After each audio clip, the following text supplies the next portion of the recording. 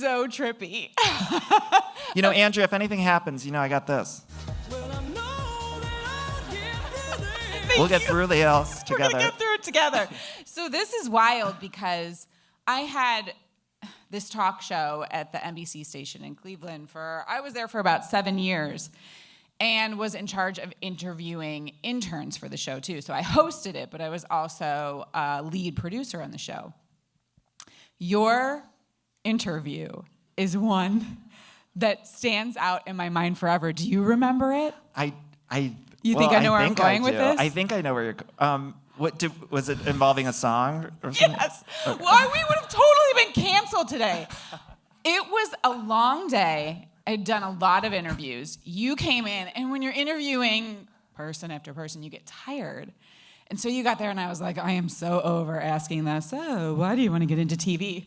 So I was like, do you know the words to Baby Got Back? And he sang every single word. I was like, you got the job. I wanted the job so bad, too, because I'm like a talk show junkie. I love a talk show, and I was just, I wanted the job, and I remember feeling really good. I was like, I think I maybe told my brothers or parents or something. I was like, I knew all the words to the Baby Got Back. You knew every word. Like, I was like, I nailed that interview, and it was like, that's why I nailed it. Can you imagine how much trouble we'd get in today? Oh, my God. I would have lost my job, probably. I wonder if I know. You made somebody sing what? I like big butts and I cannot lie. I knew every word, though, didn't I? You're amazing. So I think you just always had that star quality from that moment on. Was it the internship for you and your first introduction into TV that made you want to get into this business? I think it's the talk show thing. I mean, I remember interning there. I mean, it was so influential to me. I remember and I thank you in the book, actually, because I think being around that atmosphere, and I've always loved pop culture. I mean, I went into that interview knowing those words, but I've always just been enamored by TV and movies and all of pop culture. And I think the thing that I keep saying, and people are probably sick of me talking about it, but the Rosie O'Donnell talk show was like the most influential to me because I remember watching it every day after school. And back then, she had such a love of pop culture. So I remember when she would have Mary Tyler Moore on the show, she brought out her notebook that had all these facts about the Mary Tyler Moore show and all this trivia. And she was never ashamed of that. She really leaned into being a fangirl. And I remember watching it, and even if I didn't know the Mary Tyler Moore show or Barbra Streisand or Bette Midler or whatever she was fanning over, it made me want to learn about that, about those topics. And so that's what I keep going back to as like sort of the most influential to me. And when I started my podcast, Everything Iconic, I remember going back to that and just saying like lean in and celebrate the things that you love, and hopefully other people will love it as well. And if they don't know it, I mean, some of you were probably watching that video, and I'm sure were clips that you don't know, but maybe it makes you want to go watch one of those movies or one of those ridiculous women shows where they're yelling at each other. I think one of your amazing gifts is that you're such a great storyteller, right? He's such a good storyteller. And so I think in reading your book, you can really hear your voice. So it's like I can hear you as I'm reading the words. I think people don't realize the process, though, of writing a book, especially when you're writing something so personal. And there can be many, many drafts. I remember once somebody said, if you write something personal, put it away, let it marinate for like 6 months, and pull it back out. What was your first draft like? Did you hold back at all or put it all out there? I think the thing that I found with the very early part of the writing was I had all these pop culture references sprinkled throughout. And I remember going to my editor and I was like, is this too much? Like, are people not going to understand it? And she really encouraged me. She's like, no, that's how you talk. And if people don't understand the reference on page 5, they'll get the one on page 6. And I think that was really freeing for the writing process because all the stories in it, there's like family stories and there's bad dates and there's all sorts of stuff in there. But I think the thing that ties it all together is the pop culture nostalgia. And so I think that was the biggest trick early on, was just being okay with leaning into that.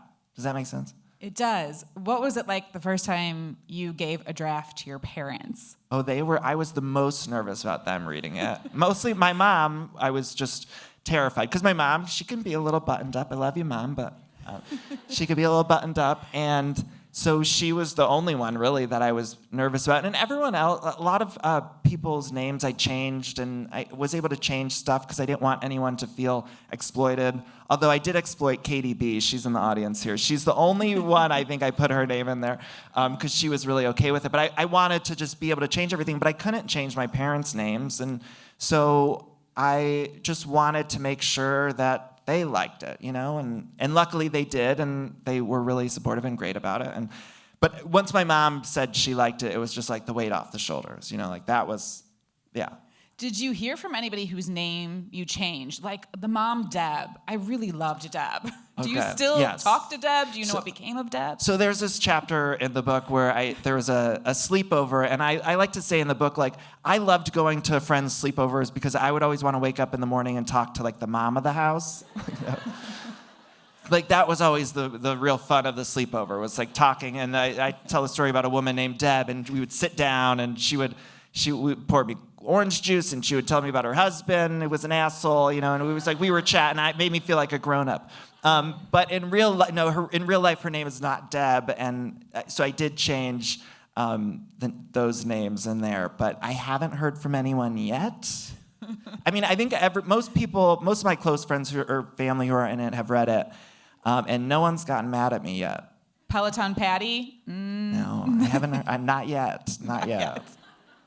What about the name of the book? How did you come to the name of the book? Because that's a whole process, too, of deciding how are you going to title a book. That was the biggest fight with my publisher. Well, that and the cover, because originally, if you listen to my show, you know this thing, I say detours a lot. And it's like I'm talking about Housewives, and I'll say, let's take a little detour, and we'll go, and I'll tell a story about family or whatever. And so initially when I sold the book, I sold it under the title of Detours, and then the publisher let me go with the writing, and they said, everything's great. They had no notes for the writing, but then when it came to the title, they were like, we tested it, and people think it's too much, it reminds them too much of construction. And I was like, what? Okay. So they were like, we can't have detours, So then we just were fighting over and over. They gave me a list of titles, and I hated every one of them. I was like, absolutely not. And then I would send them titles. At one point, I wanted it to be But Enough About Me. There was one point where it was going to be called What the F is Going On? And then ultimately, while we were having that argument, I was recording my show, and I used the word unremember, and I really liked that because it's not really a word. It sort of is. Yeah. Technically it is, but we landed on this title, and I'm really happy we did. But the reason it's not called Detours, and I think it's funny, a lot of people who listen to my show have been saying, like, why isn't it Detours? And I'm like, because they said it sounds too much like construction. And then the cover, too, I wanted the cover to look like a 90s Trapper Keeper. That's great. And so I really, fought for the cover, too, because they just wanted something more plain. And I feel like I'm shit-talking them. They were great, but yeah. I love it, especially the first time, you open it up and you have it in your hand and you smell it, a hardcover book. Were you like, oh my God? Yes, it was so exciting. Yeah. It's wild. I mean, I was a ghostwriter before, and ghostwriting it was just not, it was so much more creatively fulfilling to do this, because I've always wanted to tell my stories, and I grew up loving stuff like David Sedaris' books, and so I wanted to do my version of that. And as a ghostwriter, it's just you're writing in someone else's voice. So it was just so creatively fulfilling. And then getting to hold the book was wild. I mean, it's wild to me that I'm talking to all of you right now. I can't, all of it's crazy. And all of you, I'm going to get emotional for a minute, but you all changed my life more than I could ever say. And I'm so grateful. I dreamed of writing this book, and I can't believe that I got to do it, and it's because of people listening to my show and following me on social media and all of that stuff. And I don't know if I could ever properly express that changed my life. I think part of it is that a huge part of it is that you're so genuine. So it's what you see is what you get. What you hear on Danny's podcast, what you read in the book, that is exactly the person that I remember so many years ago. So nothing about you has changed. You've evolved, of course, because we all do. But I think that foundation, what was inherent in you, that is who you are. And so that's what's so beautiful about you and why I feel like so many people connect with you. And you bring a lot of happy to people's lives. So it's interesting because you talk a lot about and you follow the Real Housewives, or there's so much drama, right? And there can be so much negativity, but you still find a way to bring so much happiness and positivity to people's lives. Oh, thank you. One of the things with the book that I really also wanted was I feel like we all need to get the air out of our tires a bit. I think we're all the past, I don't know, however many years, we're all holding so much in, and we're stressed out, and we're angry, and we have all these fights that we're fighting, and it's a lot. And I really want the book to be a way for people to escape for a couple hours and just laugh. And there are a couple more serious chapters in the book too, but I really just want people to check out for 2 hours, recharge their batteries so that they can go about and do all the fighting that they have to fight. And so that was probably the number one goal with it. I hope people can read it and just check out for a little while. Was there anything in the book that once it was published and you go, okay, it's out there in the world, that you held your breath on a little bit, like, oh my God, I did write that and I put that out there? Yeah. I talk about Ryan Phillippe's ass in there. Well, So that's one thing. But also, there's a chapter that really, it started, I sat down to write a chapter about a bad date that I had, and I thought it was a story that I had told a little bit on my show, and I thought it was just a funny, bad date. And then when I went and re-examined it, it happened around the time that my grandmother passed away, and it became about grief and sort of unprocessed grief about losing my grandmother, and it became, I think, one of the heavier chapters in the book, and I think it's my favorite chapter, but it was just, it wasn't expected. I thought it was going to be just this silly story, and then it just ended up being heavier, and one of the things that I love about it is that I think the way that we all handle grief is really screwed up, and I think everyone has, if in certain religions, everyone has their ways that they handle grief. Sometimes it's a funeral service for an hour, and then you're expected to just move on. And I think it's so screwed up that we're just expected after an hour funeral service, we lost somebody, we're all expected, oh, that's it, we did it, and we're good to go. And I think it's not as clean as that. I think it's much messier, and everyone handles it differently. And so I really want people to talk about grief more and to just deal with it how they deal with it, and let ourselves be messy and not so much follow a rule book when somebody that we love passes away. And so I think that chapter, I think, was the most sort of vulnerable I felt. And then there's another chapter I talk about my mental health, and that I felt a little more comfortable just because I had shared it on my show, and I heard from people who would write me after I talked about my depression and anxiety, and people were saying they had similar experiences, and obviously we go through different stuff, but I think we have a lot of commonalities in our experiences with mental health. And so I heard from a lot of people who said that they felt less alone. That made me feel less alone. So that chapter, although it's heavy, I felt comfortable sharing that. But the story about grief, I think, was just unexpected for me. And I wrote it around a time where I had this woman, Teresa Caputo, on my show. She's like the Long Island medium. And I ugly cried. Like, she sees, she connects with spirits. And so your grandmother came She through? mentioned she just sort of like mentioned my grandmother. And I lost it. And that was really, I think, the catalyst of me being like, oh, I had a lot of unprocessed grief with it, because it was like an ugly cry. It wasn't just like it was bad. Anyway, but I feel like we need to lighten the mood. Wait, let me lighten the mood. Anyway, those were the two chapters where I think I felt the most sort of vulnerable. Well, it's an amazing book. And has everybody Everyone read it just already? got Yes. it today, so hopefully everyone will read it. I know you're going to do some Q&A, so I want to leave it to the audience, but I'm just going to do like 10 rapid fire questions. Oh, all right? oh, okay. How about that? I like Before it. I Let's let do you to the people. Okay. Okay. Best housewife of all time. I love Karen Huger right now from Potomac.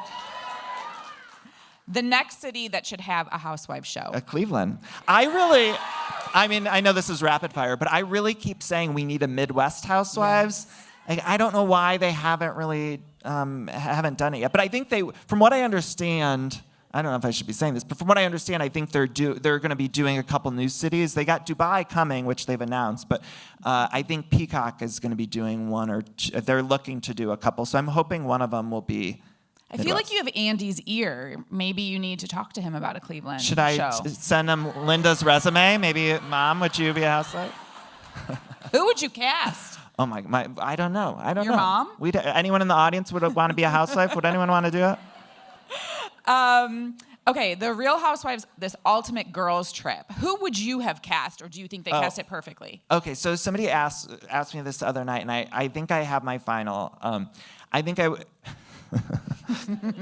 Erica Jane, Jen Shah, Teresa Giudice. You guys know where I'm going this. Kim Richards. I would want to do like a Real Housewives, people who've all been to jail, like the.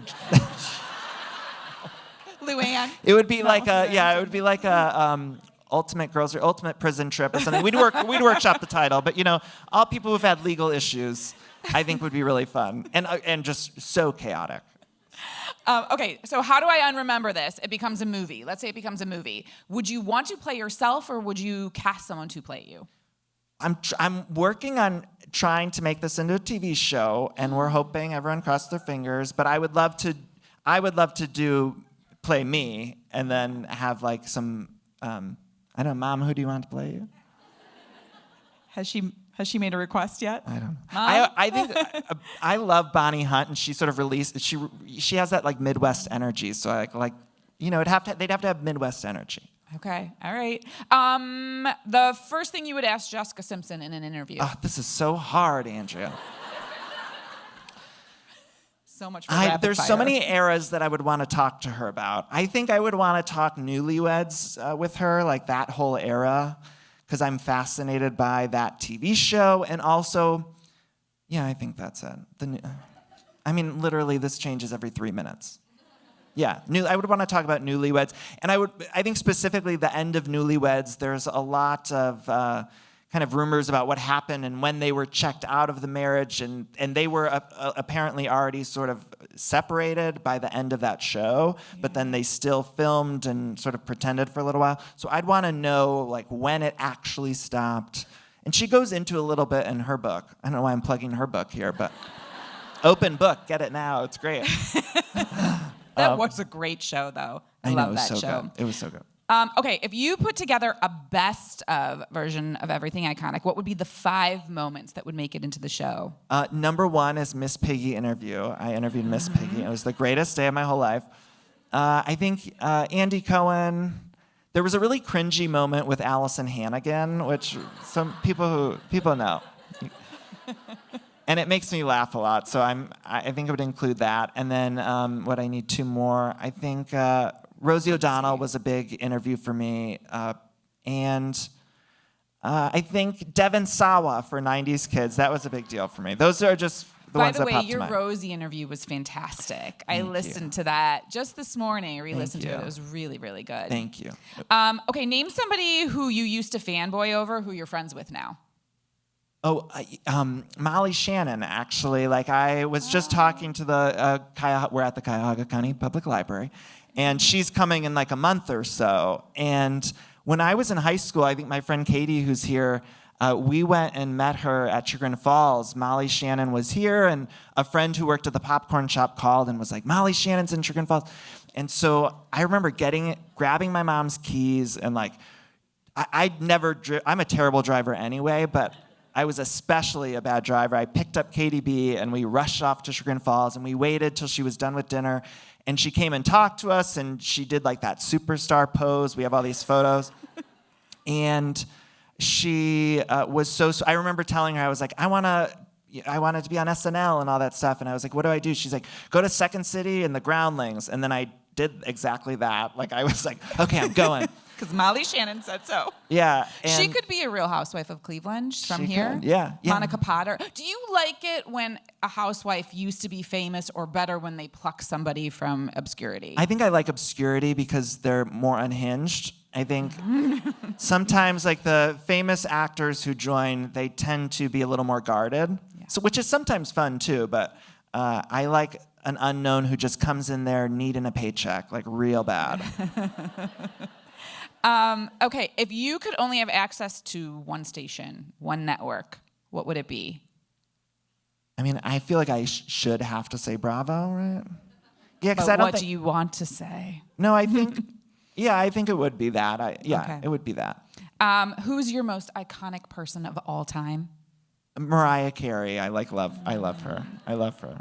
People always ask me because I do the Jessica Thursday and stuff, but I'm afraid to do a Mariah Carey day on my Instagram because I would get too mad if people said mean things about her. You feel protective of her. Yeah, because there's been times I posted like a Mariah clip or something, or anyone I really love, and I do really love Jessica, but people can be mean, and so I get really defensive of these people in a crazy way, which is not healthy. But yeah. And Danny Pellegrino, finally, what is your walkout song? Well, you'll see at the end of this, actually.